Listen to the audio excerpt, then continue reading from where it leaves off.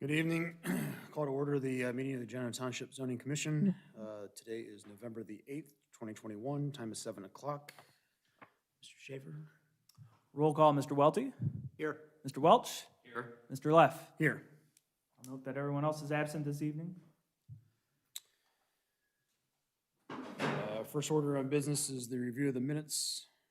Would anybody like to make a motion or discussion of the minutes? I will move, Mr. Chair, to approve the minutes as presented. Second? Mr. Schaefer? Roll call, Mr. Welty. Yes. Mr. Welch. Yes. Mr. Leff. Yes. Motion passes. Minutes are approved. With that, it is now 7:01. We will move into the public hearing portion. Read the legal notice, and we will ask everybody to stand up and speak or swear in a moment. So Romanelli and Hughes Building Company requesting approval of a final development plan to construct 30 lots on approximately 19.849 acres at 5481 Worthington Road, Westerville, Ohio 43082. Parcel number 317-230-030-01000, a vacant lot currently zoned planned residential development PRD, also known as the Grove, zoning case number 2021-05. For anybody in the audience willing to speak, please stand. If you're going to speak at all, I would suggest you do so. All right, raise your right hand. Do you swear to tell the truth, the whole truth, and nothing but the truth, so help you God? Thank you. The legal notice for this meeting was printed and published on October 23rd, 2021 in the Delaware Gazette and posted at the Genoa Township Hall on October 15th, 2021.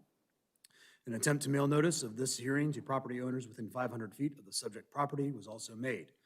The following were marked as exhibits A through H.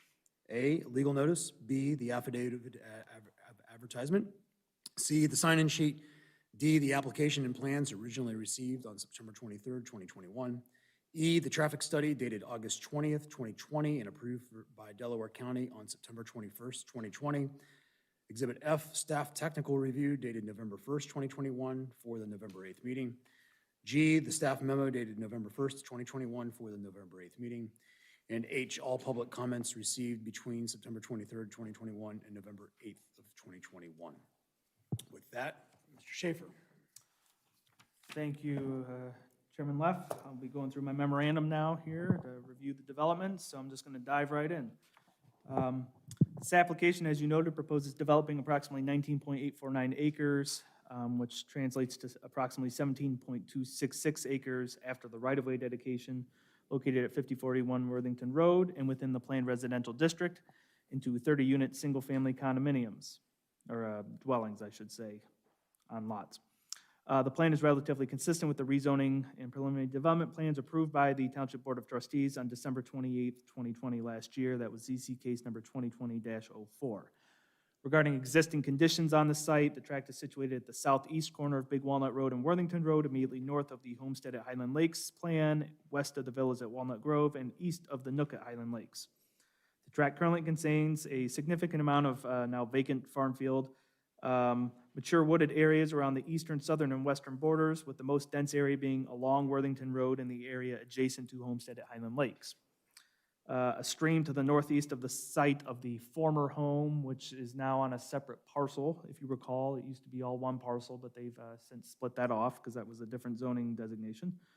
There's a pond and small stream segment in the southeast corner of the site, and then 5 total wetlands on the site, one northeast of the site of the former home along the nearby stream, a relatively large one along the southern border. The existing pond counts as one just northeast of the existing pond along the eastern border, and one along the eastern border further north than the others. The proposal would remove the wetland in and around the pond, as well as the wetland northeast of said pond, to convert said areas into stormwater management facility. The other wetlands would remain, although it does appear the relatively large wetland along the southern border would be split into 2 per Exhibit B3 of the submission. The portion of the tract that used to contain the house and was separately rezoned to the suburban residential has been split off, as I already noted, as required. The applicant is the owner of the property. The proposed development would be constructed in one phase. The subject application is being reviewed against the February 5th, 2019 version of the zoning resolution pursuant to a divergence granted during the rezoning and preliminary development plan process. I'm just now going to go through the summary of changes, items that have changed on this plan from the rezoning and preliminary development submission we saw last year. I'm going to talk about several items. However, in a large picture point of view, this plan is substantially similar to what we saw last year. Number of units the same, the road layout's the same, the setbacks from the roads are all the same. Most of the stuff I'm going to talk in here is about just fine-tuning the tree impact in the wetlands. So number one, change is a field survey of the property has revealed the size of the tract is slightly different than what the GIS boundaries indicated during the rezoning phase. The tract is actually approximately 19.849 acres instead of the 19.825. So we're talking about hundreds of acres here difference, which is very de minimis, obviously. The right-of-way dedication acquisition has been refined to be survey accurate to, again, reflect the field survey work. The dedication is now 2.583 acres instead of 2.569. Again, we're talking about fractions upon fractions of acres there. This results in a slightly different post-dedication tract of approximately 17.266 acres instead of the 17.248 previously cited. But obviously, if you just go down to the 10th, of an acre, it's the exact same. The revision in acreage figures relative to the tract and wetlands have also resulted in a change to the net developable acreage calculations, 13.706 acres instead of 13.731. Since the change in acreages are extremely small, the net density of the development as identified in the rezoning plans is still 2.2 units per acre if you just round down to the 10th. So obviously the density generally is remaining the same as what was previously proposed during rezoning, which is great. As a result of the aforementioned revisions, the total amount of dedicated open space on the property has increased. It's 11.039 acres, which is up from 10 and a half and some change in acreage. Similarly, the amount of open space provided per requirements has increased. It's 9.507 acres, which is up from the 8.650 acres we previously saw. Regarding the wetlands and streams on the property, they've now been officially delineated and verified by the U.S. Army Corps as opposed to the preliminary delineation done during the rezoning process. And it's all more spelled out in exact detail in the jurisdictional determination letter dated March 4th, 2021 in the submission, as well as the isolated wetland and ephemeral stream general permit level 1 dated March 16th, 2021 from Ohio EPA. Again, that is also in this submission. I'm not going to go through all of those, but just citing them for the record. The acreage of wetlands to remain has slightly increased from it's up to 0.970 acres. That's up from the 0.930, which we saw at rezoning. And the final boundaries and courses of said wetlands are as drawn on the plans. The size and geometry of the proposed stormwater basin pond has been revised as a result of final engineering. It is now a little over a half an acre in size instead of a whole acre. It's important to note that the applicant testified during rezoning that the size of the stormwater basin that they had proposed during that time was probably overestimated on purpose to provide themselves enough breathing room during final engineering. This tactic also helped to ensure that the plan would, without a doubt, meet or exceed the township's open space dedication requirements in terms of size after final engineering was complete.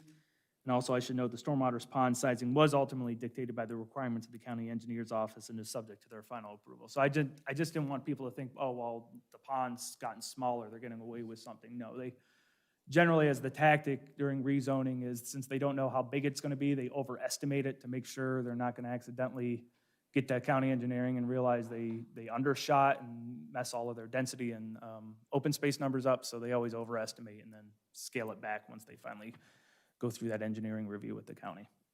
Mr. Lubing will probably speak more in depth about the county's review process and the engineering. Regarding other changes, the tree inventory plan has been updated to reflect final engineering. The changes result in a net loss of 2 additional trees on the property, 86 being removed as opposed to 84. A landscape mound along the eastern border was previously proposed during the rezoning process, but I did not see it. It appears that it had been removed because I didn't see it on the drawings during this submission, so I'm sure there's probably a reason why for that.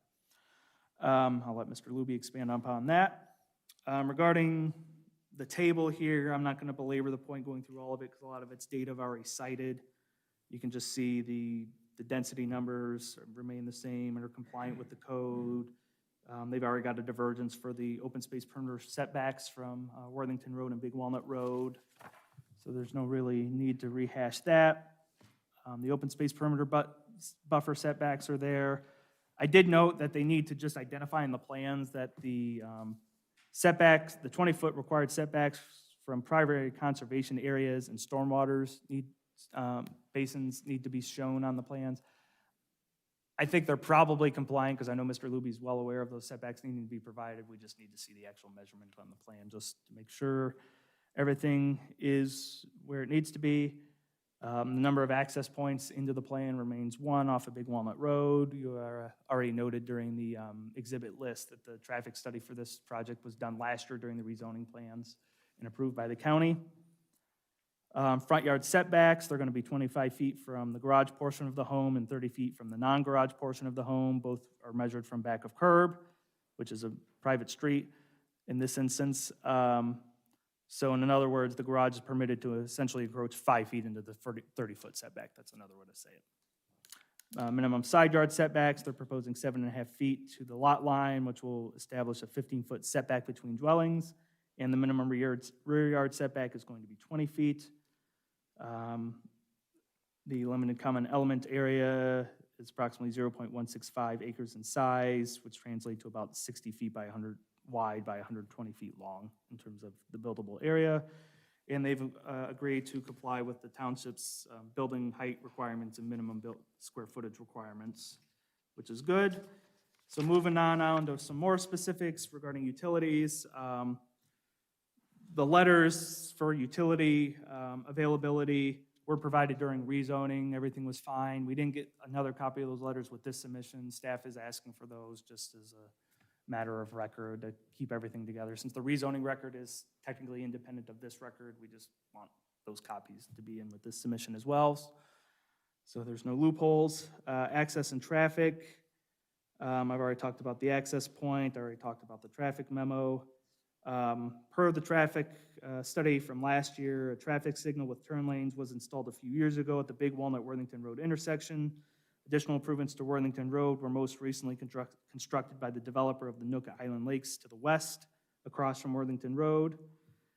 So there's really not much in terms of major improvements that are going to be needed in terms of traffic. I'm sure there will be some minor improvements along the sites, Worthington and Big Walnut Road frontage. I'll let the applicant speak more to that as they've now gotten into final engineering with the county. I imagine they will have a pretty good idea of what the county's looking for now.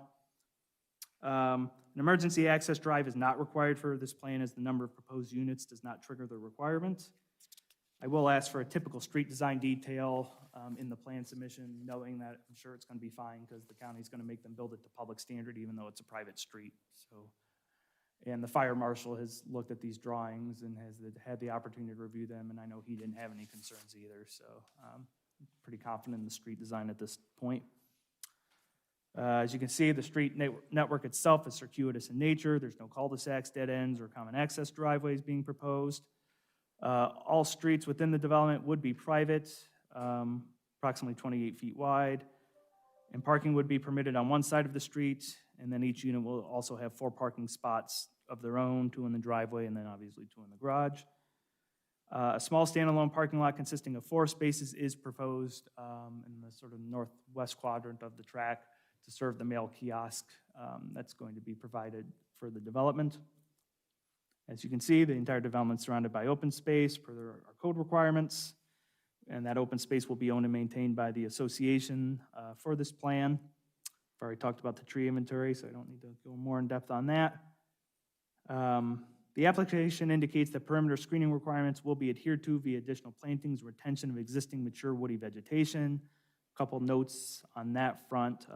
The plans will need to be updated to provide exact counts and pair them to exact requirements so I can verify that the numbers of trees that they're providing does meet code. And the tree survey they provided, which is exhibits D1 through D3, speaks to the size and health of the existing trees, which will remain and count towards the planning requirements.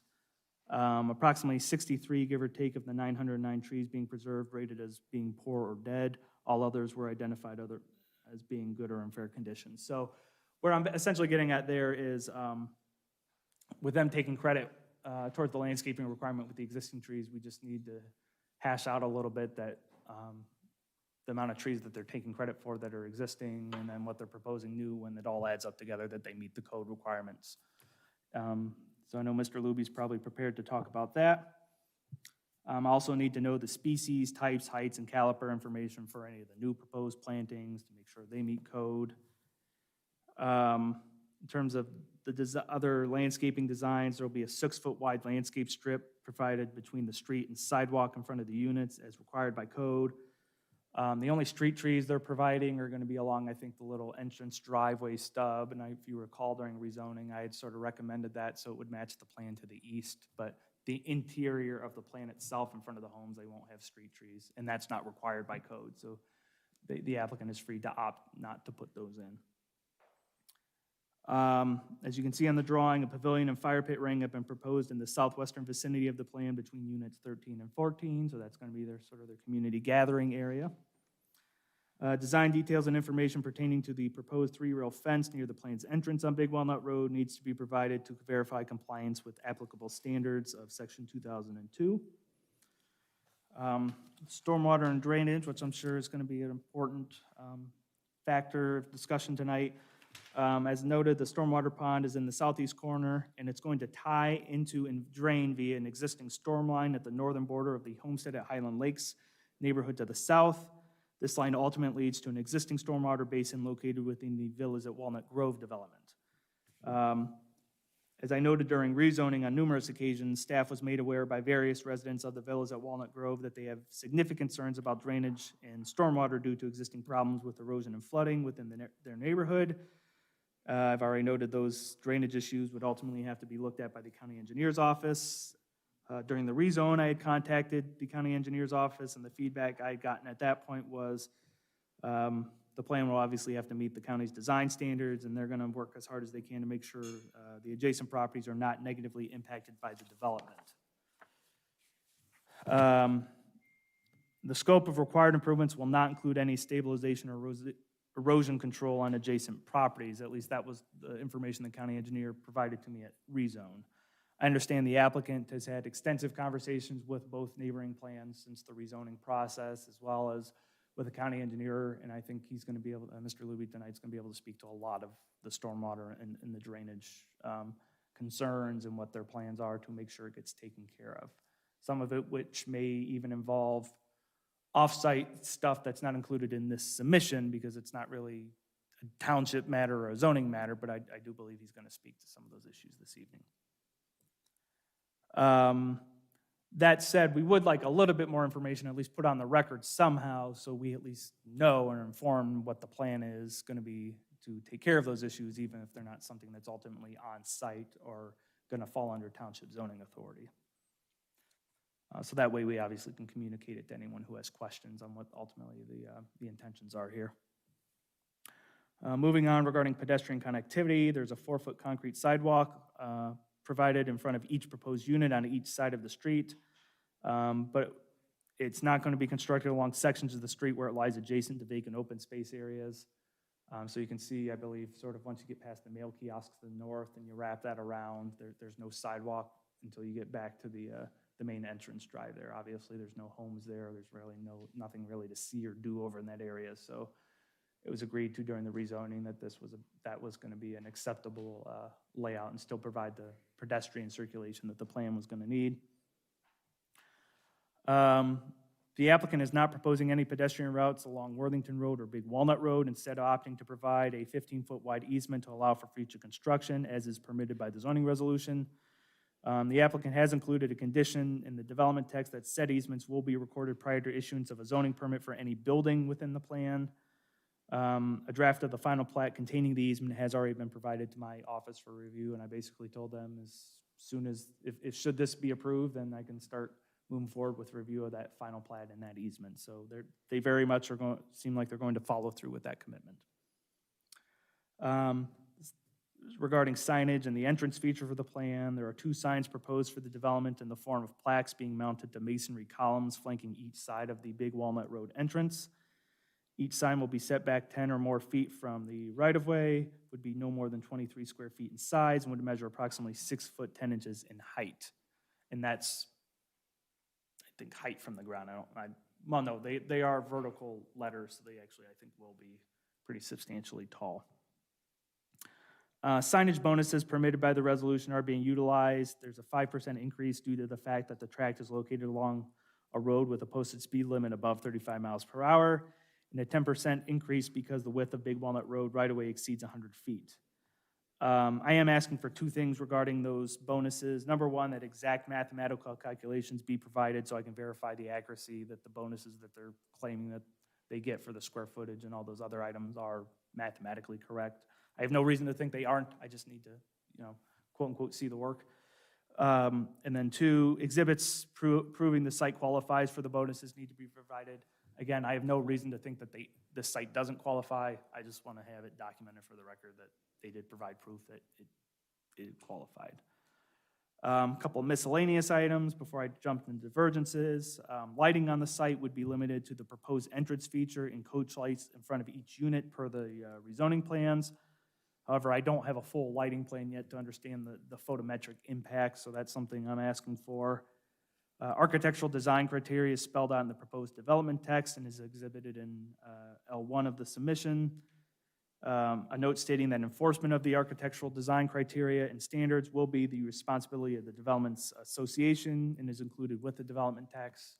So that's good. If they want to have strict architectural standards within the plan, it's always better for the association to sort of look that over because that can be very difficult for staff to have to track, especially over a longer period of time once initial construction is concluded. Several revisions need to be made to the development text to address various concerns related to accuracy, clarity, consistency, and enforcement issues, or I guess I could say loopholes, but sometimes I just need the language tightened up because I just know years of experience tells me which sections might become problematic or we may need in the future, and I want to make sure they're just tightened and written the exact way that I can provide the clarity for all parties involved when it comes to the matters of enforcement. Similar revisions for the same reason also need to be made to some notes on the plan drawings, and all of those sort of miscellaneous changes are further identified in my tech review in detail, and the applicant has that in their possession. Again, moving on to divergences. No new divergences are being requested with this application. So I'm just going to go through that there were divergences granted during the rezone that essentially will remain applicable and carry through as part of this application. Number 1 was a divergence to section 90301 to permit the applicant to rezone a tract less than 25 acres to PRD. Number 2, a divergence to section 90303A4, which allowed the applicant to reduce the required perimeter setbacks from Worthington Road and Big Walnut Road. 3, a divergence to section 90310A1, which allowed the applicant to not provide sidewalks along sections of the private street which do not have any common amenities. 4, a divergence to section 160804, which permits window wells to extend up to 4 feet into required side yards, so long as there is not an opposing window well on the adjacent property within 3 feet of such window. And the 5th divergence, as I already mentioned, was a divergence to essentially allow the plan to, the final plan to be reviewed against the iteration of the zoning resolution that existed when the rezone was submitted, noting that the applicant did agree to abide by most of the administrative and procedural standards for final development plans under the current iteration of the code. The development text will need to be revised and updated to note that the aforementioned divergences were previously granted and that the granted divergences are, for the purposes of clarity and record keeping, incorporated with this application as well. We essentially really don't get a second bite at them because they've been approved and sort of are now running with the plan. So just stating that for purposes of clarity. Moving on to the final section of this memorandum, which is my commentary. The tract is located within Planning Area 1 of the comprehensive plan. Said plan recommends that the properties being serviced by sanitary sewer and not already zoned commercial be utilized for residential development via in accordance with the planned residential district. This proposal is consistent with that recommendation. As I already noted, the fire marshal did review the submission. He had no comments. We also got no comments from police or maintenance departments. I've already noted my technical review is attached to this memorandum. I'm not going to go through all the commentary. I've read through this memorandum pretty exhaustively. Most, if not all, the material I've covered in the memo is just spelled out in hyper detail in the tech review. But I'm also happy to answer any questions about that when we get to that time, about the tech review, I should say.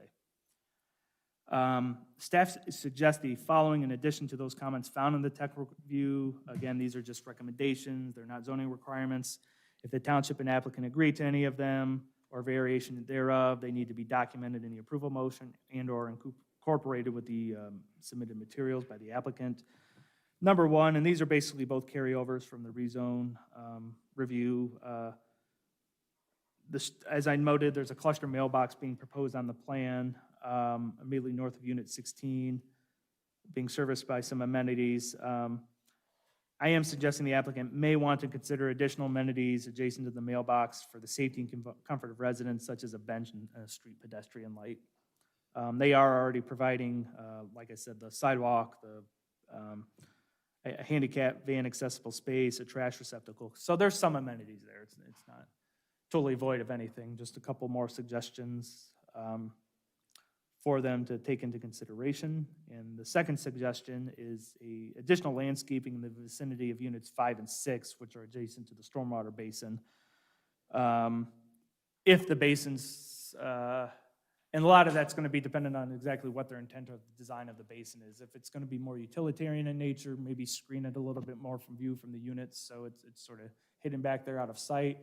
It's going to be one of those wet, sort of prettier basins, and maybe they want to landscape it around it in such a way that might highlight that feature a little bit more and incorporate it into the plan. So just some food for thought for the applicant that they can either take it or leave it.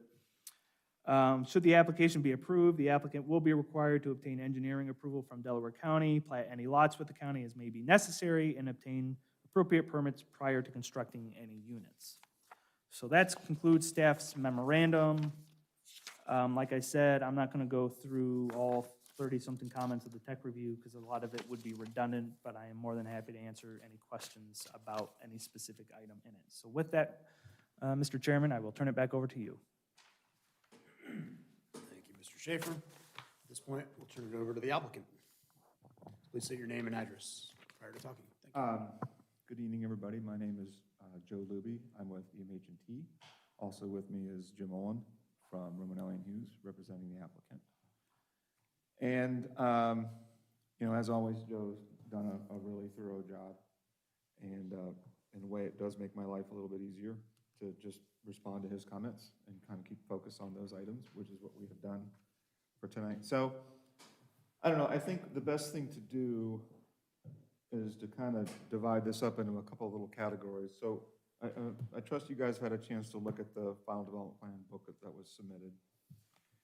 And we were here, and when we had the preliminary development plan approved, you know, you never know when you have to go through, you know, boundary survey, which we didn't have. We have a more detailed wetland delineation that gets performed. And then we have the whole county process with final engineering that we've gone through since preliminary development plan. And sometimes things get sideways and things have to get fixed, and we come here tonight and we talk about it. I'll be honest, we're really close to the preliminary development plan, if you haven't noticed that. So that's a good thing.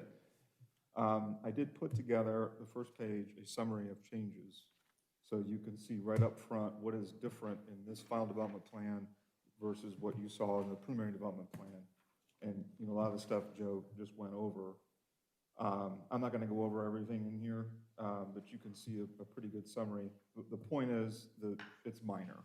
The final development plan is very close to the preliminary development plan. I think that's doesn't always happen that way, and tonight that's the case. So then I spent some time today, and I went through every comment that Joe made, and I have a response to every comment. And what we will do as we go through tonight, and maybe we'll get some new comments, is we'll consolidate those and we'll create new books, and we'll have a response to the comments, and that'll get resubmitted back to Joe. So it looks like a lot of comments. I don't know. 30-some. But if you, when I went through, I don't know if you guys can see this. You guys have your back to it. Can they? Go back to that first page. So really, this, no, the one that you, with the EMH&T letterhead. There you go. Yeah, zoom out, so it's full page. There's really, I mean, 10 comments, if you kind of boil it down.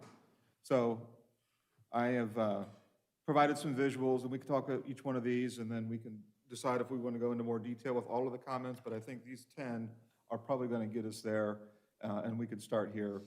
So go to the next slide, please. So the first one is there is a 20-foot setback that's required for stormwater facilities. And I had to look it up, but the definition and the setback is based on the 100-year water elevation. So when you have a pond like that, you have a normal water elevation, and then during the 100-year storm events, it rises up to 100-year, and then it crests over. And then you have the easement line that gets established that the county requires for maintenance and things like that. So you have a couple lines going on. Well, that dark blue dash line, well, first of all, the pond shading is the normal water elevation. The dark blue dash line that's going around there, those are all contour lines too. That's the 100-year. And that red line is a 20-foot offset from that 100-year. So you can see all of the lots, everything that's supposed to be away from that red line complies with that. So we will show that line on our final development plan, but I wanted to show you that in color so that you could see that, yes, we did comply with that. So next one. Same thing, I think we just missed it. There's a little piece of wetland on the east side of the property, and that red line represents a 20-foot offset from the wetland. That wetland has been delineated by environmental scientists, and it's been submitted to the Corps for verification. So that's a good line. And then the 20-foot offset is a code requirement. We had it shown on other wetlands. For some reason, we didn't show it on that one, but we're good. We're not impacting that 20-foot setback, so that'll be shown on the drawings moving forward. Next one, please.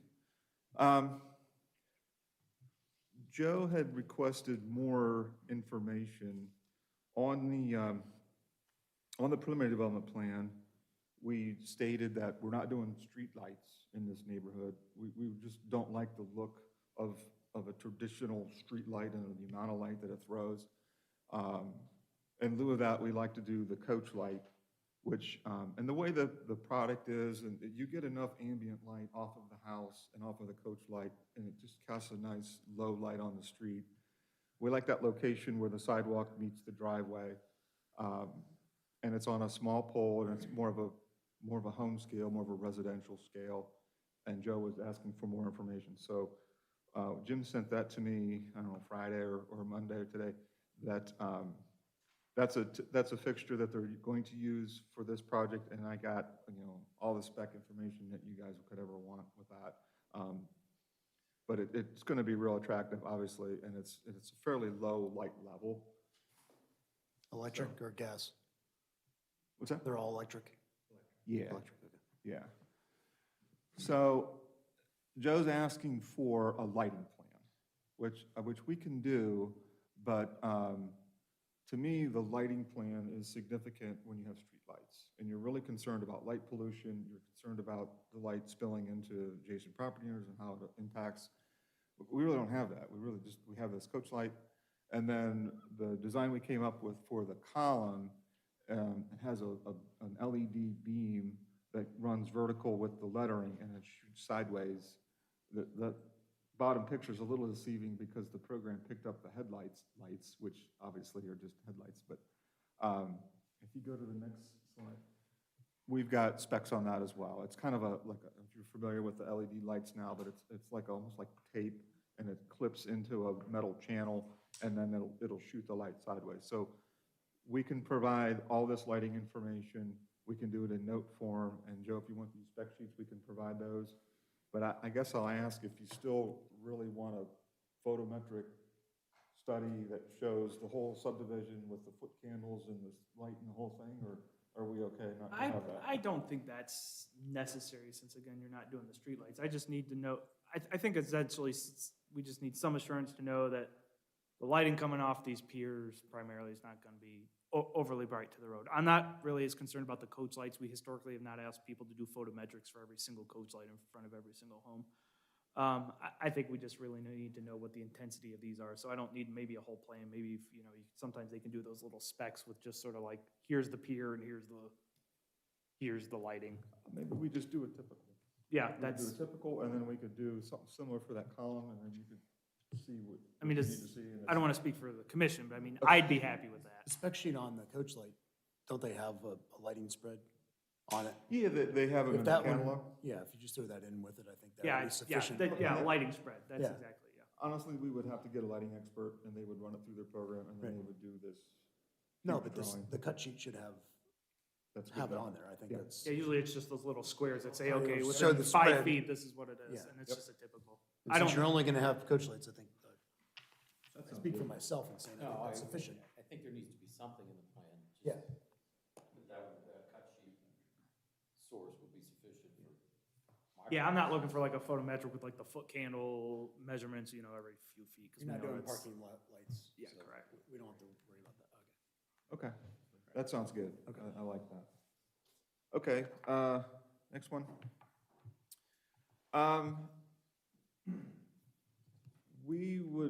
We're not, I just brought this up just to make the point that we're not proposing a light, a street light, a parking lot light at this location. I mean, I guess technically it's a parking lot, but it's really, 3 spaces we put there at the mail kiosk. It's a very short-term, very temporary. You park your car, you get your mail, you get out.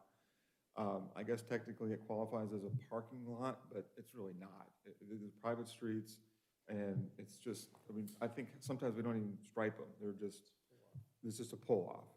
So this is where the mail kiosk the CBU bank is located.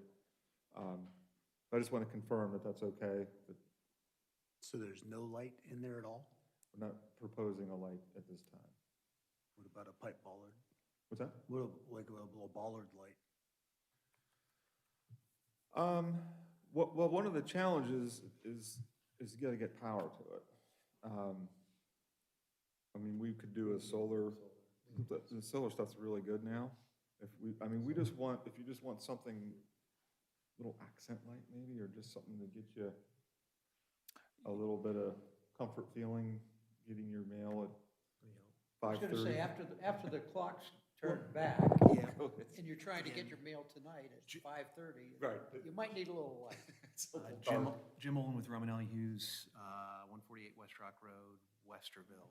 What we're looking right into doing is just putting some solar lights and some downlighting inside, because we're building an actual mail kiosk, a covering over top of these CBU units. And so we're gonna look at a little bit of solar to put some downlighting, just so you have light up where the mailbox is, so at nighttime people can get their mail. That's what we're Yeah, proposing. Okay. that's acceptable That's to good. staff. I think that checks the box. That'll be good. Yeah, I don't think anyone's clamoring for any more lighting out here than is absolutely necessary. It's like you did at Mirasol, are those similar? Are you guys familiar with the little 2-post roof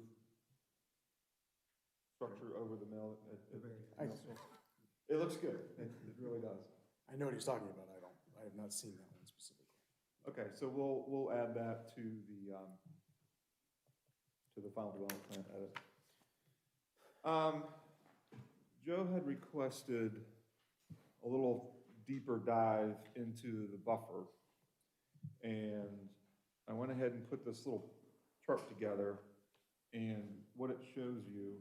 So for example, per code, we need 2 evergreen trees per 50 feet and 3 deciduous trees per 50 feet of your perimeter frontage. But you're allowed to count existing trees in that equation. So for example, along the north property line, along Big Walnut, we've got 640 feet of frontage where there's just no trees at all.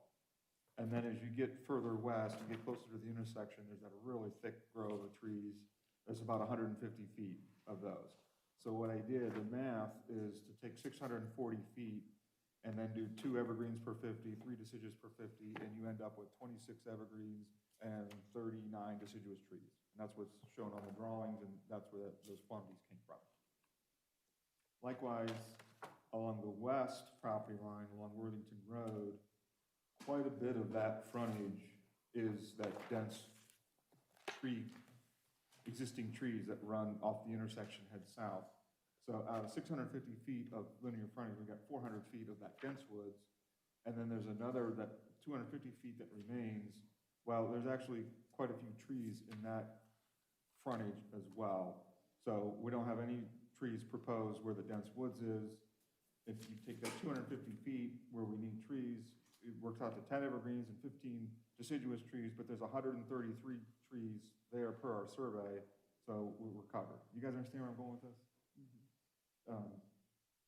So basically what I'm demonstrating is the only place we're proposing trees is along that north property line where we don't have any trees at all. So we're gonna have fence up there, we're gonna have some mounding, and then we'll have the 26 evergreen and 39 deciduous. So by doing that, do you have any open 50-foot spaces with no trees? Well, it's kind of staggered. You know, we put a nice design I mean, together. the purpose of that was to have a steady line that would grow up. Uniform. It's not like we've got 400 trees in a small little area and then you have nothing, right? Correct. And you can see it on the landscape plan, That's- how we decided to lay that out. And if you look across the street down the way a little bit in front of Walnut Grove, it's really the same thing. That's a good example because it's got, I don't know, 15 years of maturity on it. So it'll look very similar to that. We'll commit to the 2.5 inch caliper trees at time of installation, 5.5 minimum on the evergreens. Typically they'll be taller than that, but the minimum is 5.5.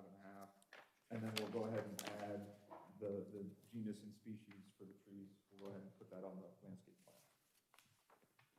But from the impact study, you're not taking anything on the road line, basically, Right. by this. Okay. Yeah, you would take D4. Two, your tree impact. I was just looking at what you, it's the interior ones around the, or the ones around the pond that you're impacting. You're not taking anything else out. Well, look at D4. So do a couple more things. We may spend a second on that. Because, I mean, Joe just touched on it.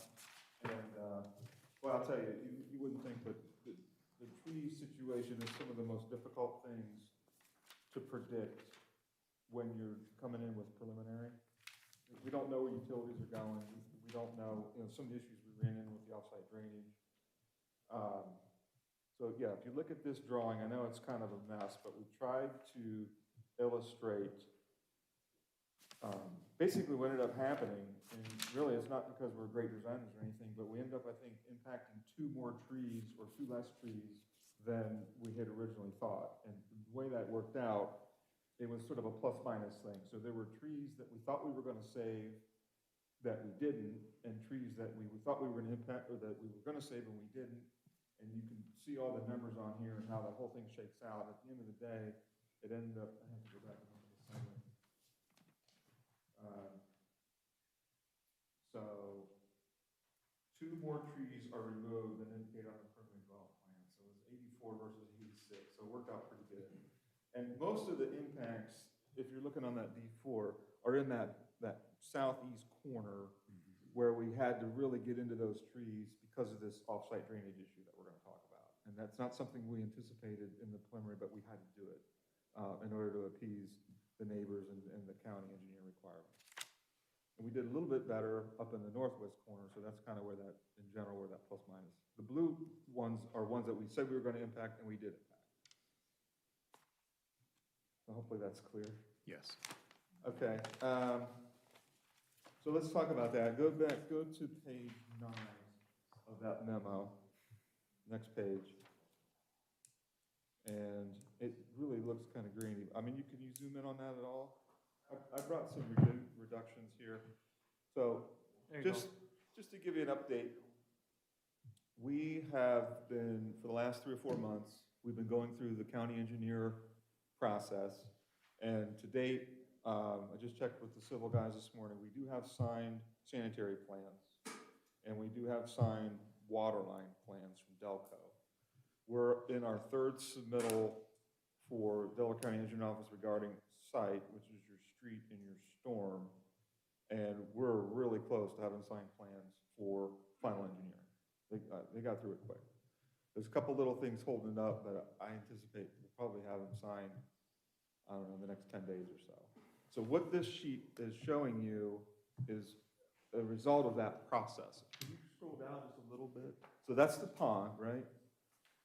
And you can see all those horizontal lines, it kind of bends to the south. That is a mound that's going to be installed. Basically what we need to do is the pond fills up with water, 100-year storm event, huge storm event. It goes over the bank, and it has to route through a safe corridor. They call that major routing. So that's the part that was really a problem for the existing residents, was this major routing. It wasn't the everyday storms, it was the really big storm events.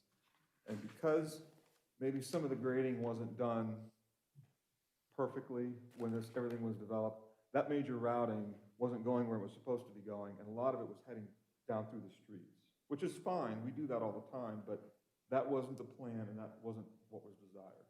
So what happens now, what happens when this is installed, the water will crest over, and it's this little mound that's running east-west is going to prevent any water from heading south. It's going to head east and go around the bend and head down the major routing into the other pond, and then goes into the creek. So all of the discussion about the offsite drainage, all the stuff that you've kind of heard, was all about, so we had to get agreements from the adjacent property owners. We had to get permission to survey all of this, and then we had to design all of this. We have trapezoidal sections and calculations for all of this to be done.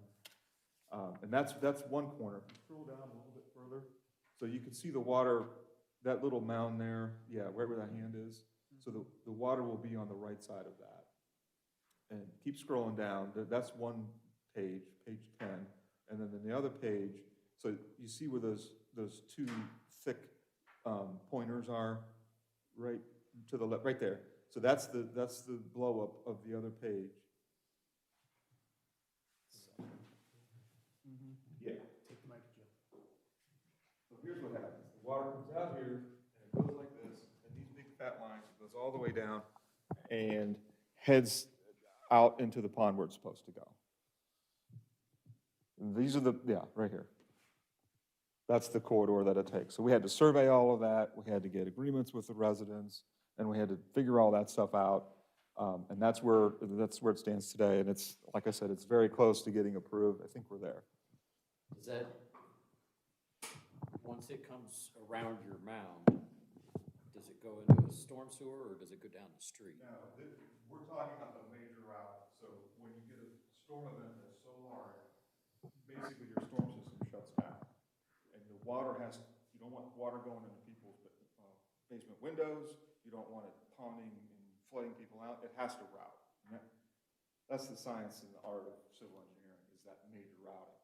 Because what really gets crazy, in a small rain event, the water flows this way and gets into this structure. And then it flows through this system and it's gone. But in a large rain event, it'll actually go this way. You're talking 100-year Yeah. event. Yeah. There's a high point here. It's high enough to push the water this way when you get an everyday storm. But when you get a large storm and this starts to pond up, it'll crest over and go. Can you tell them what was happening during 100 years with the sheet flow? So before any of this development, I thought I was talking loud.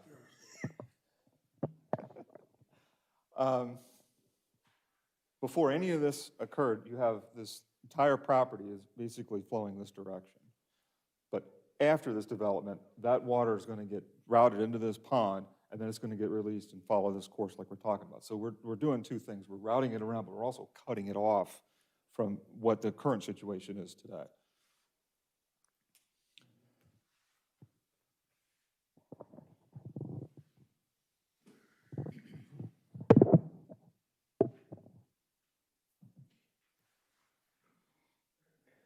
Now, I guess, Joe, we could provide these drawings with our final development plan submittal. Is that the kind of thing you're looking for? This type of Yeah, I mean, documentation? if you need to put notes that it's contingent upon, final engineering approval or something, I would do that, just so no one's ever confused at thinking that this was the actual final iteration, where there might be final technical tweaks to it, I know ones for engineering. And in order for us to get our final plans, has to be work agreements and easements signed by both the Highland Lakes and Villas at Walnut Grove, which we're in the process of working through. So the intent of all this engineering, the work that we've done over the last 3-4 months, was to slow the rate of flow down onto their property and then fix some of the problems they already had, which we were fine to do. And so this is one of those rare win-win-win situations, so that's where we're at on that. But Go ahead, I'm sorry. But we won't have plans released for construction until those agreements are in place, which is a safety net for everybody. Is this a maintenance-free solution? If you could Theirs scroll will go on, back up. their there's- section will go on ditch maintenance. This whole system goes on ditch maintenance, Okay. and the ditch maintenance will be paid for by the new development, not the existing development. By the which By development? the new development will pay the ditch maintenance. Right? Correct. That was my understanding. Correct. There'll be no additional fees for anybody else. I actually had a question, if you don't mind, Mr. Chairman. Joe, so how does this relate or impact, I know there was also concern about the existing pond in the neighborhood to the east about either the volume or the rate and some erosion that was going on down there. Does this help address that issue too then? Yeah, because what this does is it holds back those storm events, whereas before they weren't getting held back. And maybe there was some things that weren't perfect about that existing pond, but I believe the applicant has made some contributions to the HOA and is kind of helping them fix, they got some steep slopes on some of that pond, and I think its rise and fall has caused maybe some erosion to occur. So I don't know if you want to speak to that, Jim, but there has been some other. Vince has made some donations to help their current situation out. Not that our site had anything to do with it, but that's what Vince does, so. The discussion of the easement, is that contingent, is that causing any? Doesn't give me any heartburn. I think that's pretty standard technical stuff that has to get addressed with any types of these developments. Obviously, we know if they can't get the easements, the county's not gonna let them build the infrastructure, which means the plan isn't gonna go forward. So it's sort of gonna regulate itself.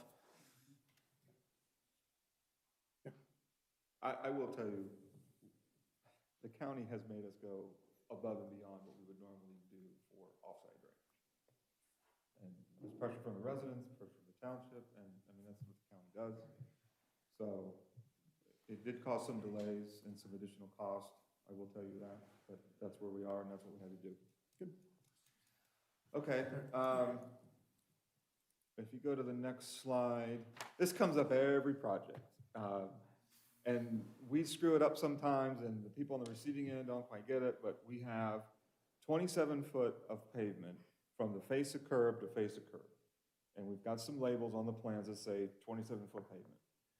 But we also have labels that say 28 feet, and that's measured from back of curb to back of curb. So it's not like we have two different street sections. We have one street section, but we have to be consistent with our labeling. And I think Joe picked up on it. Sometimes we call it 27, sometimes we call it 28. We'll go through and clean all that stuff up wherever that occurs. But that's the typical section that is in for review, and that's standard Delaware County typical section. So there's no issues there, it's just a labeling thing. Next slide.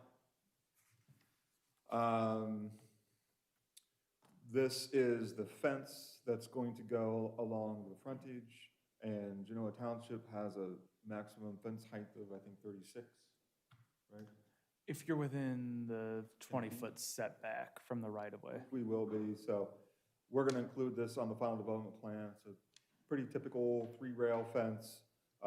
It's 34 inches tall, it'll be wood, and that'll go across the frontage, so we'll go ahead and add that detail to the plans.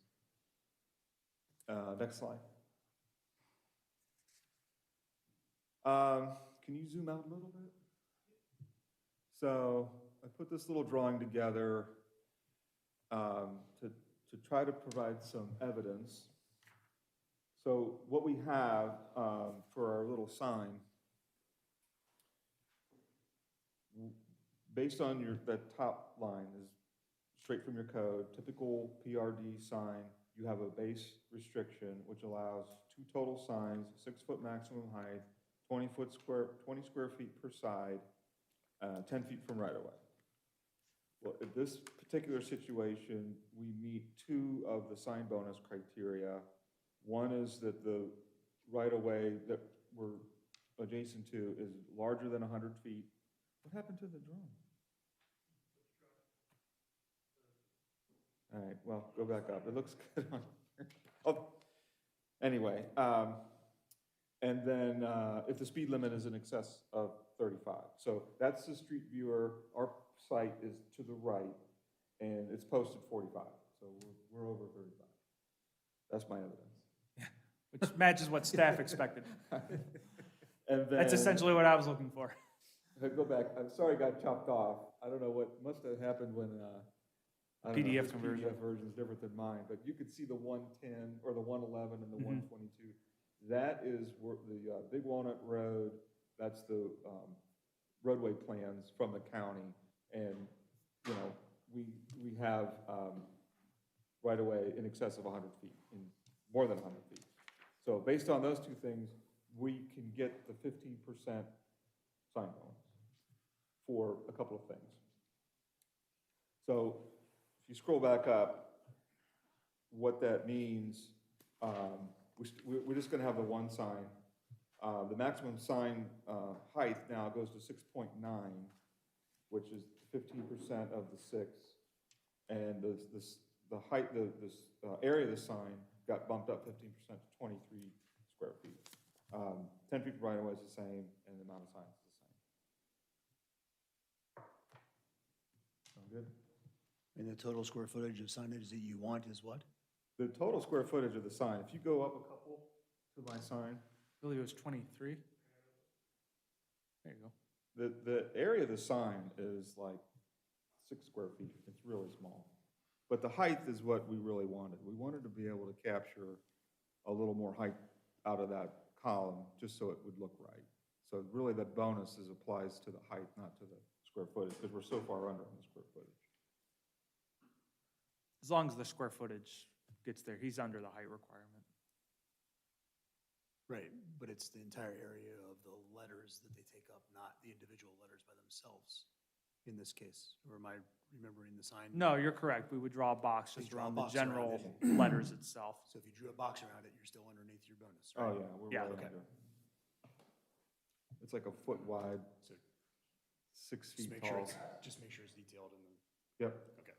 So we can provide all this to Joe. Okay. So I think that gets you the documentation you're looking Yeah, for. the width is just so when we write the permit, and the permit they submit will have the width on it. We just want to be able to match them up. Right. Yeah, there you go. Look at it from far away. So the last thing, it's a little minor thing, but you had asked about traffic control on the property. As you leave the development, boy, that's really hard to read, apologize for that, but that's the page of the final engineering plans that has all the signage and traffic controls and everything else on it. So there's a stop bar and a stop sign as you leave the project, or enter, I suppose. And then, boy, you're not gonna be able to read that, are you? Well, stop sign, there it is, and a stop bar. And then we have no parking signs throughout. And then if you scroll down to that 3-way intersection, if you're heading eastbound, you get a stop sign there. You see right there. That's it for traffic control. Yeah, on this one, I would also slap a note on there that this is all subject to county engineering approval, because I don't want people coming to me thinking that I'm gonna be enforcing like when a parking sign gets hit or something, like you gotta meet the county standards, so. But yeah, the resolution asks for traffic control. It's usually assuming that it's gonna be a bit more of a complex plan than this. This is a pretty straightforward one, so this is all pretty easy here. It's just not a lot of opportunity for traffic control, so. No, but yeah. That's what it is. So I think we're there on that. I don't have a slide for it, but a lot of the comments that Joe made were in regard to the text. And I'll be honest, what we did when we made the application, we took the preliminary development text and we stuck it in the final development plan. And that probably shouldn't have done that, but that's what we did. So as he goes through there and he's reading it, and it says, you need to do this at final development plan, and it says preliminary development plan, and there's a few other things that's throughout the whole thing. We'll get all that stuff cleaned up. So that probably takes care of, I don't know, 50% of the comments, and then the rest of them are the kind of things we talked about here. So I'd be happy to go through all of these comments, but I think that is the main ones and the gist of it. And I guess I'll stop talking at this point and turn it over to you guys and see what comments or questions you guys might have for us. Okay. Thank you. With that, we'll be moving into public comment. If anybody has any comments, please step up to the mic. Let's make sure the light's on. Please state your name and address, and we'll be willing to have conversation.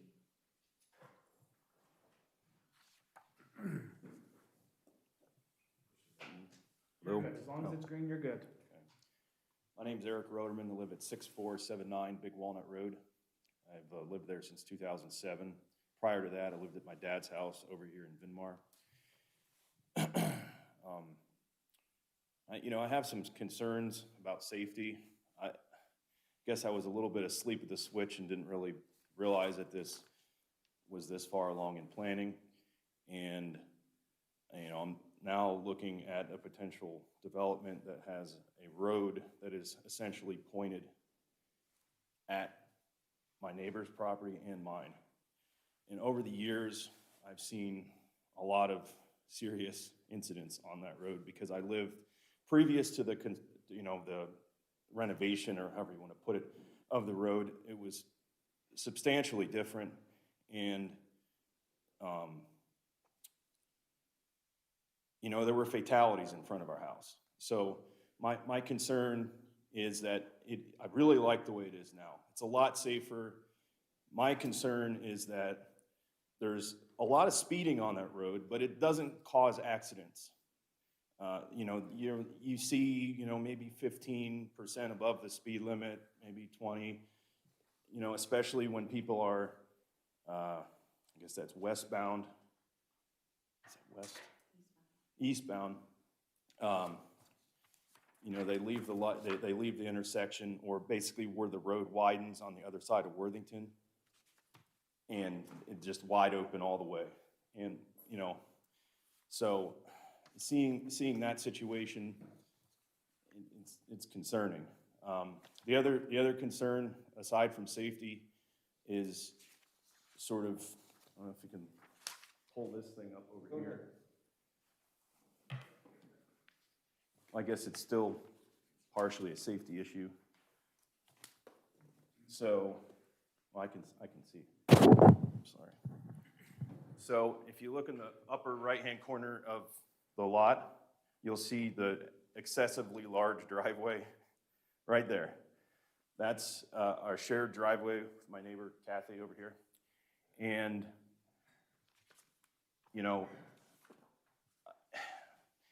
especially in inclement weather, I can totally see cars ending up in the yard there, or just it's completely flat now. So I can see wreckage ending up, up into my driveway as a result of the fact that, you have this hedgerow on the east side, and cars coming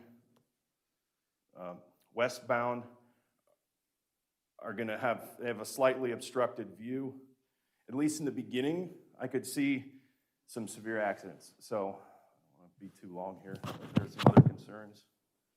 The other one is flooding, and it's not directly related to this development, but if you look just south and east of the driveway, I'll go point to it. So right here, so this is a low spot, and my neighbor here, he's not present, but we recently have had major flooding right here, all the way up into, it was about this far from going into his house, because this drainage area here was And part of the issue was when they constructed the road, water was literally just running down the road and going down into his driveway. And we share a common drainage here where it goes under the road and it drains into an open storm drain there. So I don't know how that impacts this. I don't know if this road here is gonna drain, if it's graded, you know, towards the road, if that's gonna impact as well. So that's one of my concerns there. And the other thing is, you know, when you're, this car here is a perfect example. If you draw an arrow, that's pointing directly at my neighbor's house. And, you know, as they're turning, so we're gonna get a lot of cars turning and, you know, potential, you know, light pollution coming from that pointed directly at our properties. I think.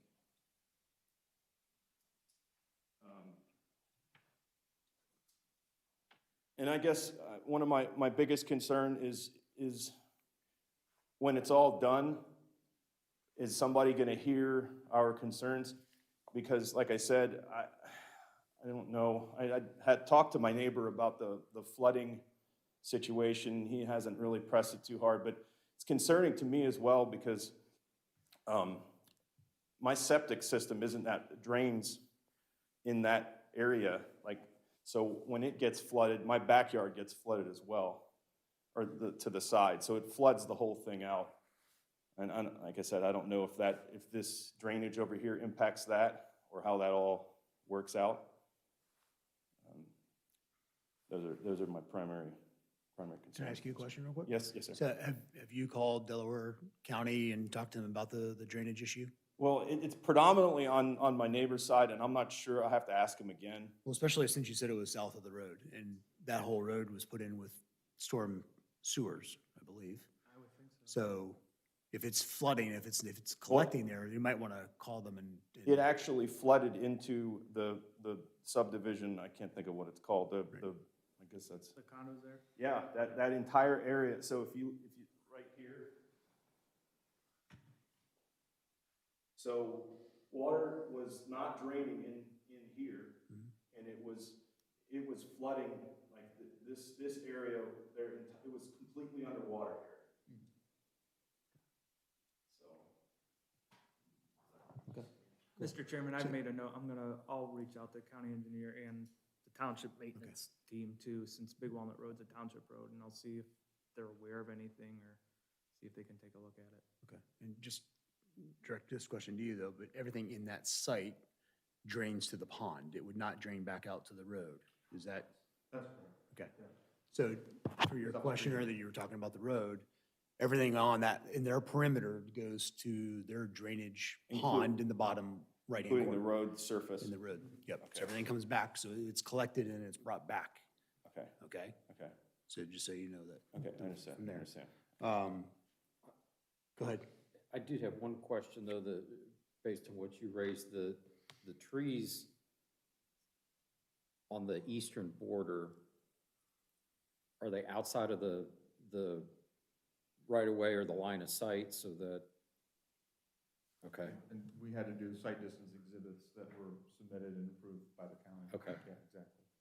And they'll need to be maintained as well. And they would have looked at that clearance too with the curvature of the road. Mhm. And I'm sure I'm hoping when they reconstructed that, they would have taken that into account anyway. now I mean, obviously, that doesn't excuse bad decisions by bad drivers to pull out when they shouldn't, but if the line of sight is there, that's, Well, currently, it's fine, but when you have cars pulling out, because you can't see, at least from my observation, you can't see where that drive is, you cannot see those cars before, you know, you're coming around at 45. I actually drove it, sort of thinking like, okay, it's here approximately. How does this impact? How does this, you know, because I see the accidents, they're right in front of my house, you know, I see the issues. And I was just, So your concern is more for the person pulling out and going left.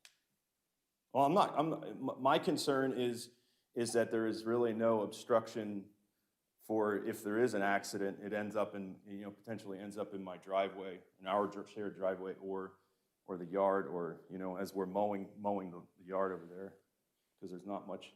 Yet just recently, there was a driver, of course, things happen, but there was a driver that completely jumped this curb, took out the sign. There used to be a sign, right, which they think that is the sign, where the signage that shows the curb in the road, and they were here.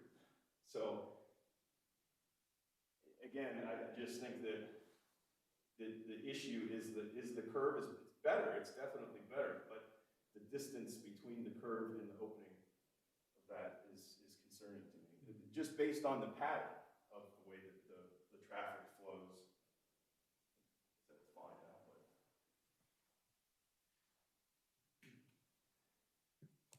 That's basically all I have. I mean, preferably, if I had in my perfect world, the entrance wouldn't be there at all. It would be over on the southern corner, to the southern, where Jones' house used to be, right there, right where in that area.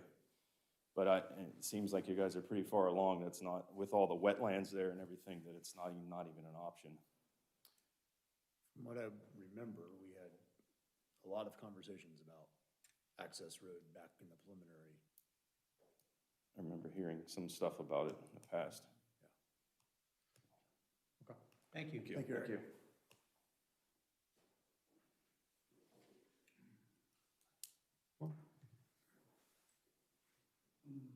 Borrow this. My name is Steve Havens, 5283 Langwell Drive. I live on the southern edge. Some of my neighbors are here too, the southeastern edge in the Homestead development.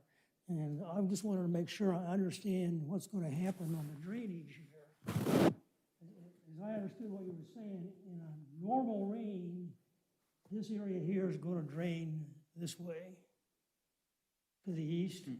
No. Normal rain, it's gonna go into this pipe and go through that Okay, so we're gonna go out here. And then when, in a normal rain, this area here is gonna drain where?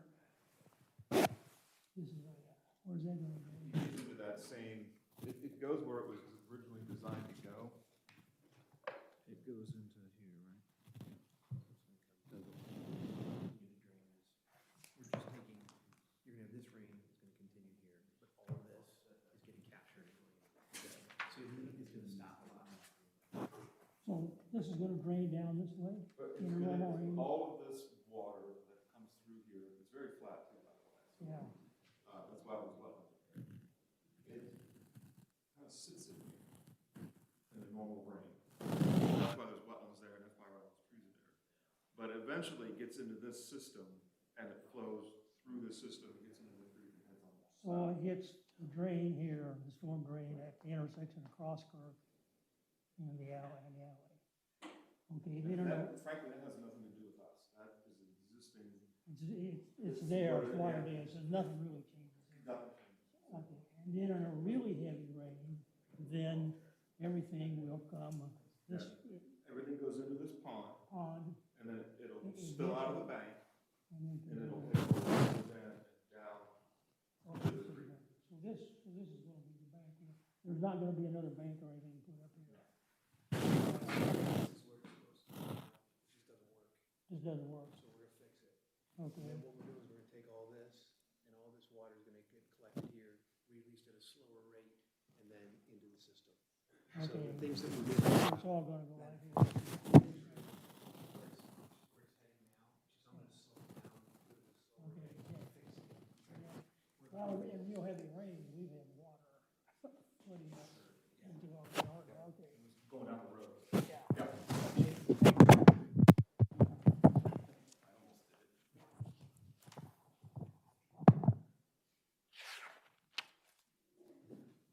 It's a good thing we have 6 of those. Good evening, I'm Michael Cox. I co-own the property with my mother-in-law, Kathy Shealy, at 6457 Big Walnut Road. I live in Cornice Court over in Mansour Estates, about a mile away. Perhaps we're too late to find out about this. We didn't really know that a driveway was going to be put in across the street from our property. and there's gonna be 30 to 60 cars with lights shining in the front windows in the bedroom every day. It's the first we're hearing about it. And didn't know the explanation for why it would make sense to have the driveway on the southwest side in front of the Nook. So that's one of our concerns. After the road was straightened to try to remove some of the traffic safety issues, it's improved, but not that much. There's still a lot of it. And so now we're talking about another 30 to 60 cars dumping out on that road right at the apex of that curve. There's a natural slowing down process that occurs on Worthington Road as you're heading up to the intersection at Big Walnut that we don't see on Big Walnut East and West. And I don't know if it's been taken into account that we've got a 71 connector going to be connected to Big Walnut. And there's going to be even more traffic dumping onto Big Walnut here in a couple of years. So our big concern is the lights are going to be shining in our front windows. It's first we're hearing about it. Across from the Nook, there's nobody impacted there. Maybe some swamps impacted or some trash trees that are up on that northwest corner, but I don't think there's any property owners that would have been impacted if a driveway was on the southwest corner. That's all I wanted to express. Sorry if we're late in the process to be raising it, but this is the first meeting we really heard about the development plan and got to see it.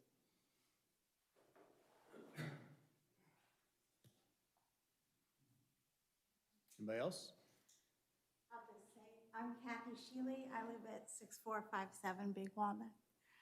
And I'm concerned with the driveway. I don't know how I can get out of my driveway. It's hard now. It's going to be really hard. And the lights will be just shining directly into my house, into my bedroom. And that's another concern I have at this point. I don't know what can be done. Did you have any conversations with the developer when they talked I to people? didn't know that it was happening. I never saw any signs that, you know, that it was this far along. I haven't talked to them at all.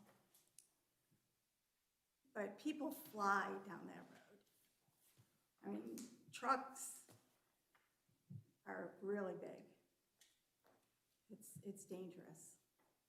And before they put the turn lane in, when I was going east, turning left into my driveway, I just prayed every day that nobody was going to rear end me.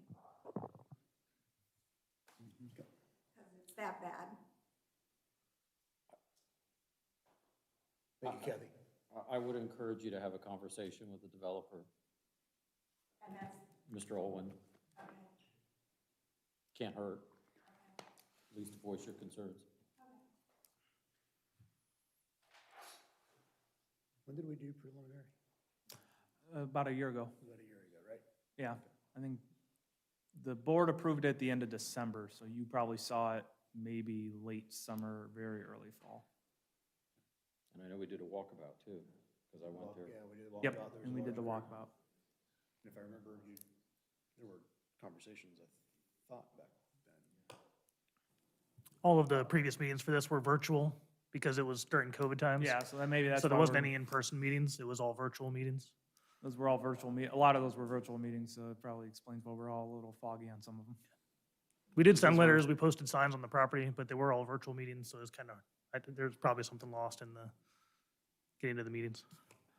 Yeah, I mean, obviously, you can't move the driveway any further west because you get too close to the intersection. I think there's environmental to the southwest on the site, and the fact that they're retaining that existing slice for a single-family home.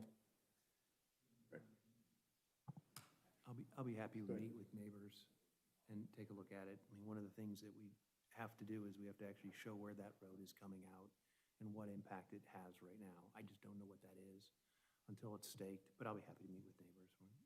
We're always good neighbors. Thanks, Joe. Anybody else from the audience? Going once, going twice? Okay. Bring it back to the board at this point. Comments, questions?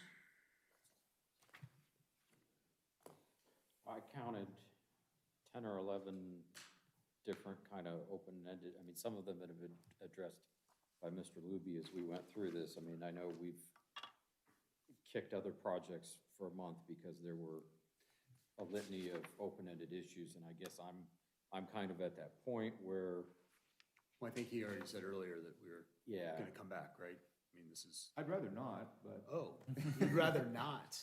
if we're not there, we're not there, but I'm not gonna pressure you guys, but I feel like, it's your time, I'm sorry, but It'd be my recommendation that you would and clean up 30 versus us making a really, really, really long motion. And having a clean copy and having all this other stuff and at least being able to have a couple conversations with some neighbors and see if there's something we want to propose. And I think there have been some other things that you guys have been involved in and have dealt with similar situations. It would be beneficial, okay. I think. I do as well, and I think for the neighbors to the south and to the east, by that point, I would, by next month's meeting, I would hope you have your approvals from the county engineer for everything, and you can, with definitive statements, say, yes, we've got this plan and it's been approved, and here's what's gonna happen, not we think. And I realize you're almost there, but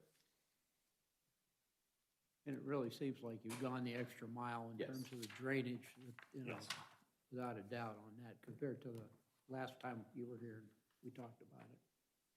I mean, just from my perspective, I'm in support of your final development plan. I would just like to see all the details hashed out so that when we come back, Joe's memo's blank in terms of any open issues. Just so everybody has a clean, this is what it is, there's no changes, there's no modifications, it is what it is. That's just me, though. Yeah. 31's a bit much. I could live with that. Okay. I don't know, maybe you want to speak, Jim? Okay. I think, schedule-wise, I think we're okay, we could probably afford a month. Next meeting would be Monday, December 13th. Generally, we'd look for revisions a week from tonight, which would be the 15th. However, the commission does have the authority to move that date back a little bit. I know you get into the holidays and stuff, so you're probably going to be eager to get it done sooner rather than later, I would think. How much time do you need? I think they're all done. It's just a matter of putting them in a file and sending them off to you, right? Me meeting with neighbors can be update when we come back, so that's definitely fine. It's just Okay. with the comments out. You've already gone through them all, you've already addressed them, it's a matter of cleaning up, saying they're gone. So, we have 2 weeks? I can live with, that'd be the 22nd. I can live with that. That'd be fine. Do you need 16 binders, 3-inch binders, or are we doing supplements, or how do you? It's ultimately sort of up to you. For me, it's always easier if you just give me brand new copies, because then I can just throw everything out and replace it with the new ones. If you want to do supplements, I just ask that you give me really clear instructions on what all goes where. And sometimes by that point, it's just easier to reprint everything. We got plenty of binders we can give you, though, I'm sure to. I'm sure Mr. Benson has a collection we can provide to you, so we can I'd say that recycle. makes a huge difference if I get as many of them back as I can get back. Sure, they'll give you those ones sitting right there. And then I just swap them out and. You can swap them out and bring them back to us. That's All right, perfectly fine with me. You give me my binders back, we'll come back next month, Okay. and it'll be 0 comments. You don't want to say rubber stamp, but it's a lot easier when we're Yeah, rubber stamping something that's already been approved by the staff and there's no issues. Well, and that makes it easier for the board, too, so that way they're getting a super clean copy Yeah. when they review it. Do you have the new utility letters? what's that? Do you have the updated utility letters? Well, we got better than that, we got signed plans. We Yeah, he's got, Oh, So I was gonna make okay, that well, then comment. that's fine. I mean, if you could just give me a copy of the originals. I that'd can be do fine, the old too. letters if you want, Yeah. but yeah, we're past that. Further along on engineering. Or if you want to just provide documentation. Feasibility is passed. Yeah. Do you have anything else? No, again, guys, it was, other than just cleaning up. Yep, you'll get this, line by line disposition of comments, everything that Mhm. we did. And you have a copy of his tech review and all that, right? Okay. Yep. And then I'll get my old binders back, and we'll get this to you by November 22nd. So then we do December 13th with you guys. When do you think we would do trustees, you go trustees, right? They schedule theirs ad hoc, so I won't really know.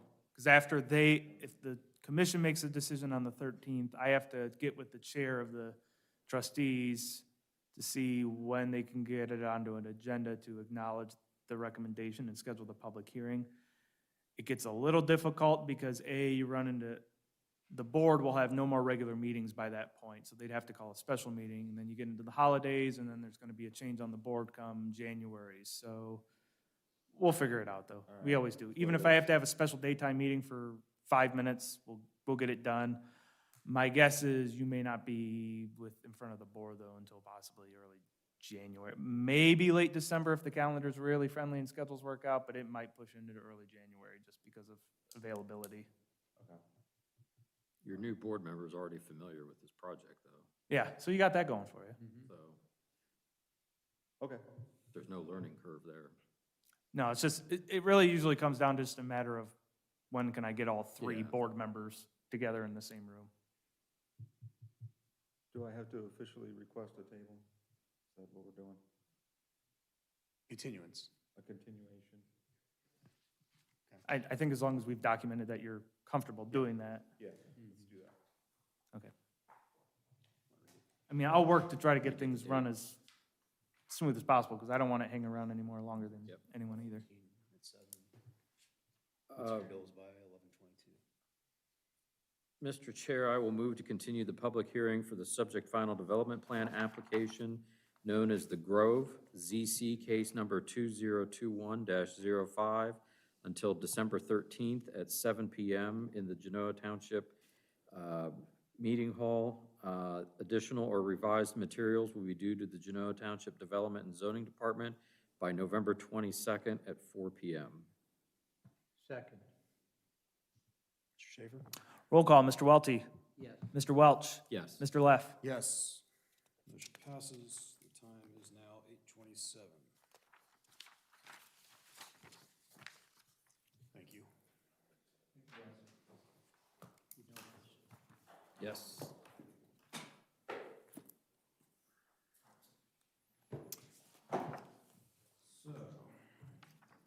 So, with only three of us being here, I don't know if you want to recess? Yeah, Looks like maybe. we'll some take people are a gonna- quick couple-minute recess. Paul, you want to pause it?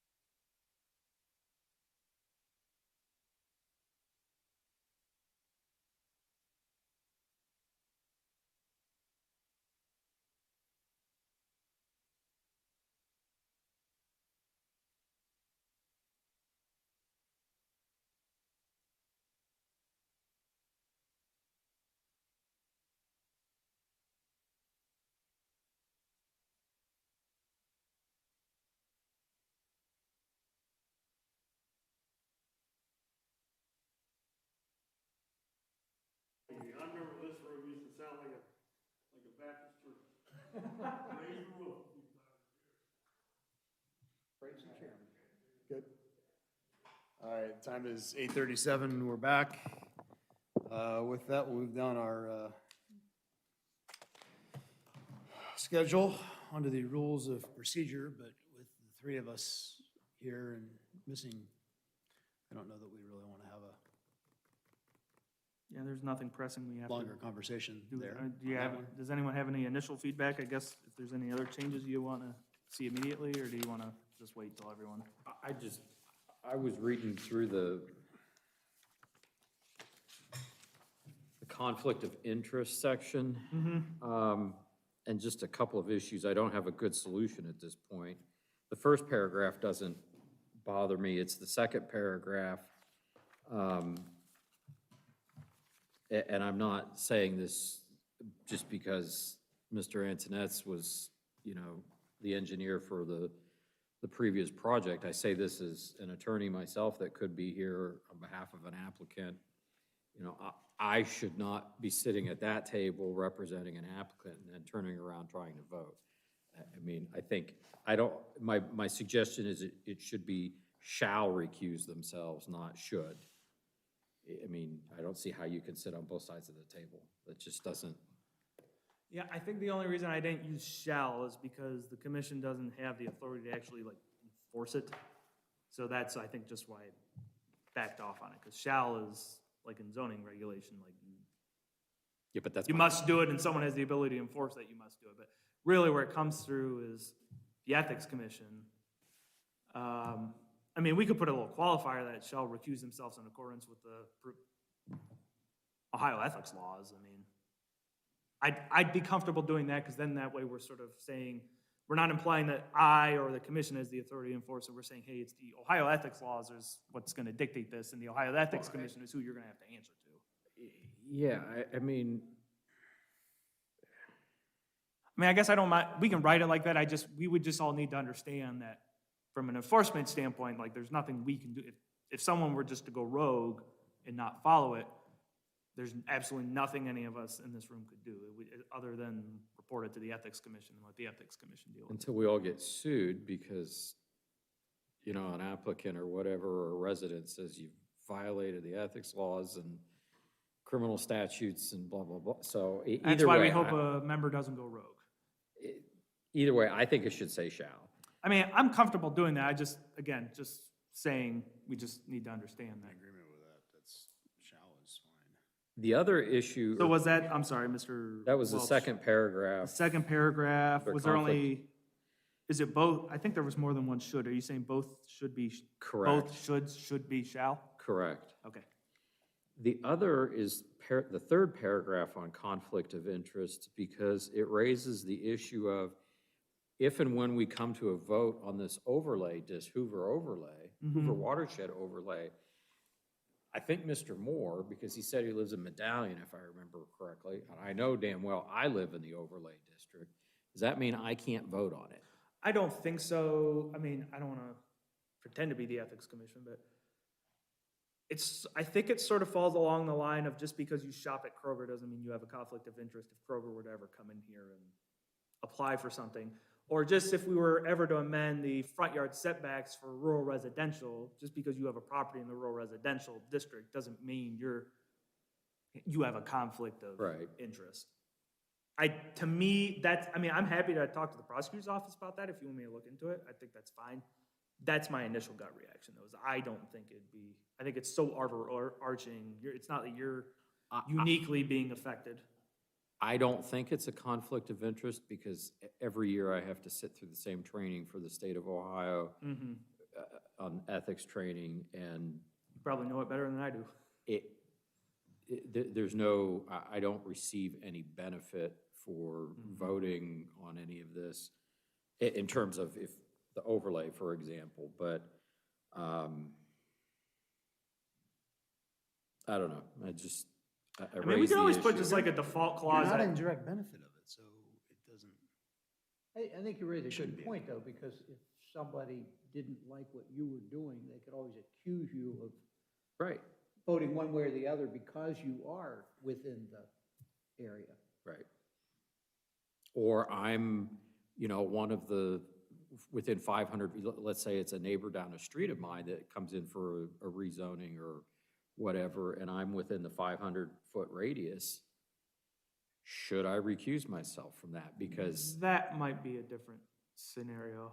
I mean, what we could do is you always could put a qualifier basically in here. It says, essentially says, when in doubt, members are strongly encouraged to contact the Ohio Ethics Commission for clarification on conflicts of interest.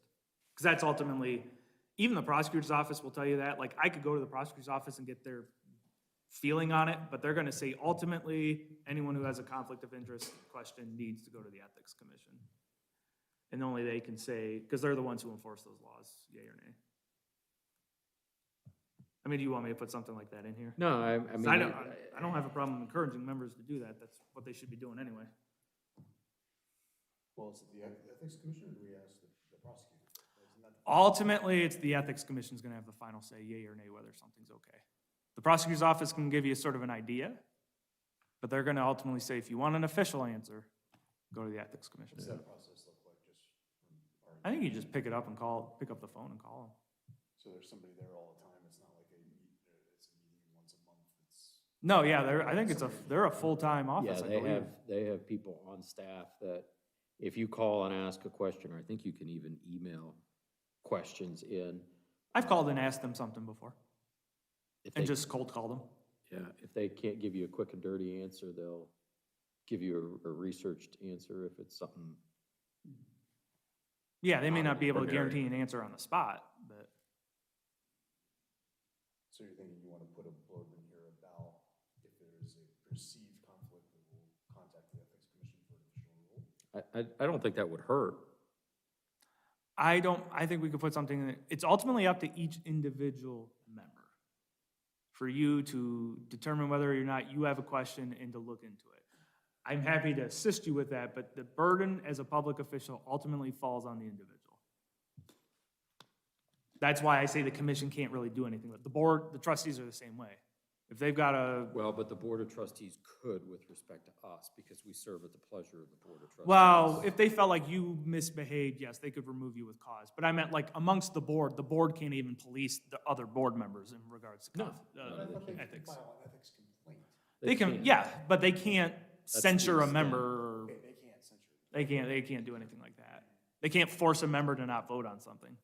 If we have 5 sitting members and realize that there's somebody in conflict that we know is in conflict, we cannot do anything about that at that moment. That person. No, if they choose to, if they have a clear, let's say it's a hypothetical situation, it's clear, 100% clear, we know they've got a conflict of interest, and they vote anyway, there's nothing the rest of you can do about it, other than pick up the phone and file a complaint with the Ethics Commission.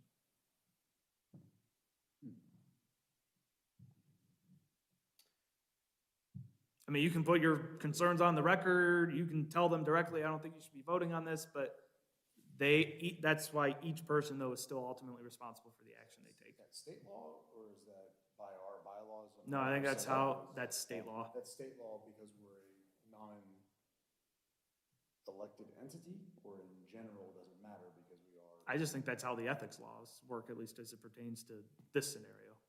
Mr. Welch is the attorney, he's not. Regardless of whether we are elected officials or appointed by the Board of Trustees, the ethics rules still apply to us. Every public employee official has the burden of individually being responsible for their own ethical I mean, obviously, conduct. we don't have the financial reporting rules like elected officials, but. Okay.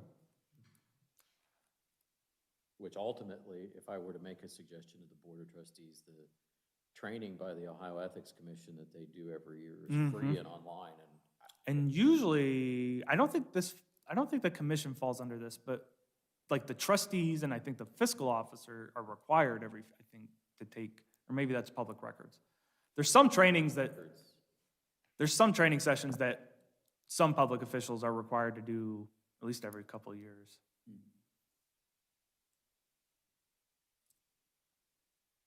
I've said my piece. Thank you. No, I think we'll put something in here about members are ultimately, if it's not already in here, members are ultimately responsible regarding conflict of interest and are strongly encouraged to contact the Ethics Commission. I guess the other question and I only raise this since we're reviewing these rules of procedure at this point, do we need, or should we consider limiting the number of proponent and opponent of speakers on any particular issue? I mean, in my time on the board, we haven't had a problem. I mean, it's not been, you know, where people are flowing out the doors to come in and speak on a zoning issue, but I just raise that now so that if there is an issue in the future, we're not spot creating rules to try and. So, okay, explain that a little bit more. So I know, for example, at one point in time, I went down to Grove, when I was working for the neighboring fire department, I had to go to the Grove City Council meeting to testify on an issue. And they limit the number of proponent and opponent speakers on an issue. So, and they limit your amount of time that you can speak, 3 minutes, 5 minutes, or whatever, so that the meeting doesn't become overwhelming and you're sitting hours listening to people rehashing the same issue or bringing up the same point on, in this case, it would be a zoning issue or rezoning or whatever.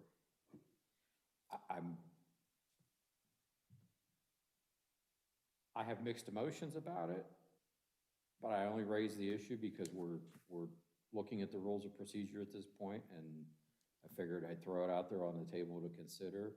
Again, it's not been an issue in my time on the board, the 3 years or so, 2.5 years, whatever, but.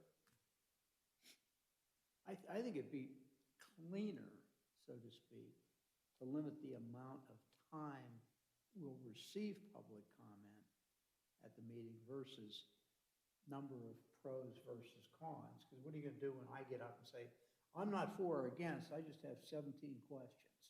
And, you know, I mean, you're not going to put me on that list or that list. And if you do pros and cons, you're going to have somebody keeping track of. That's true. Pros and cons. And who's judging pro versus con? Yeah, it's a matter of judgment, whereas if we just, if we decide it's important and we say we're going to limit comment to an hour, you know, if that means, and we give everybody 3 minutes and we're going to have 20 people talk, then we have 20 people talk. If you're number 21, we're sorry. I know Columbus does something like what Mr. Welch is describing, but obviously there's a big difference between Columbus and us. I think they do like 3 for, 3 against, and that's it. And there may even be a time limit on top of that. But I'm not necessarily saying I'm advocating for that. City and townships are obviously different animals. We've done the time limits before, and the board's done time limits before on some of the longer, more contentious ones. We've had to, because there were very contentious issues, and there were a lot of people that wanted to have their voices heard. So we limited it, and then if we got back around to it, then, okay, you might be able to come back up. And that's, I think we've handled that decently in the past. I think it would be easier to put a limit on and then to waive the limit if you have that one really hot issue where you want to expand the number of people that are allowed to talk. Yeah, and I tried to build that in here. I think I did build a time limit in here and a whole bunch of rules regarding that, but basically deferred to the chair or the commission as a whole that, yeah, you can always just waive your rules, but it's always easier to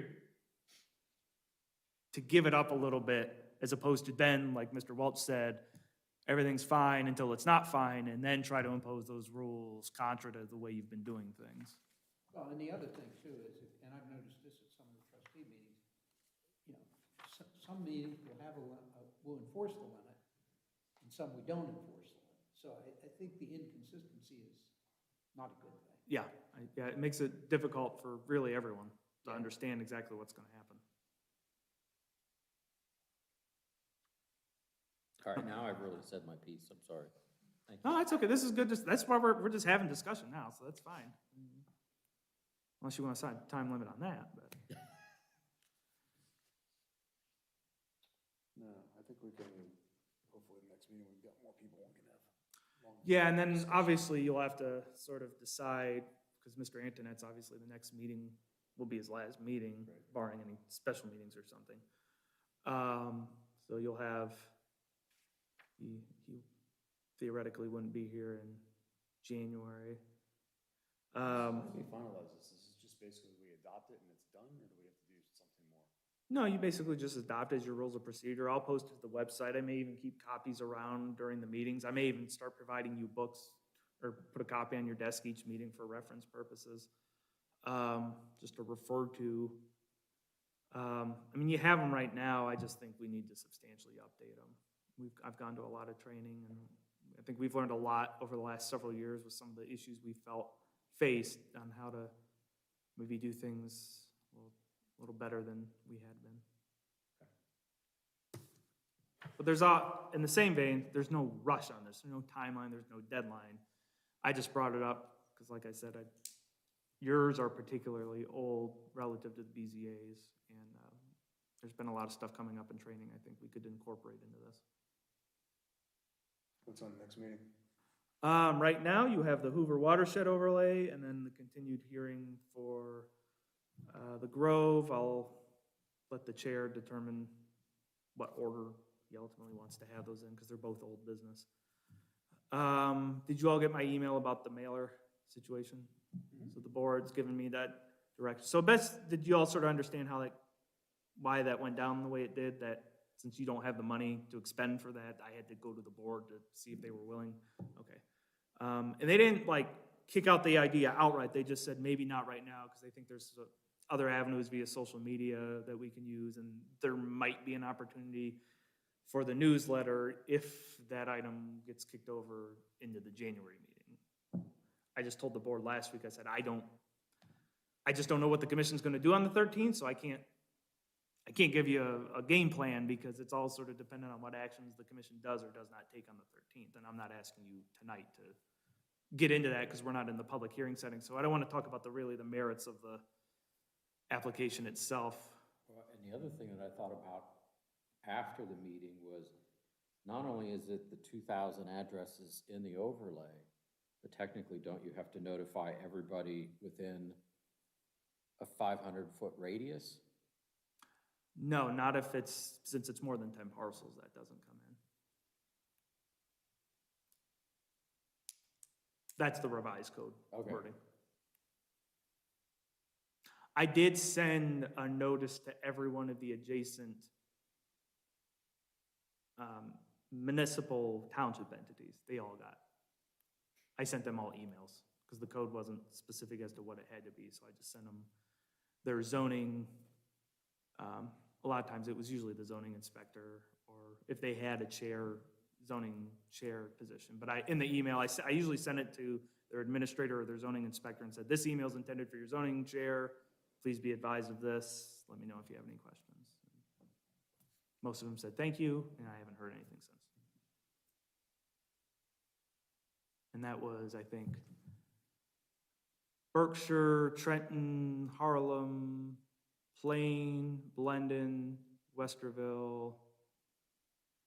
I think that was it, because Galena technically doesn't touch Genoa, and Sunbury doesn't touch Genoa, so I don't think they got them.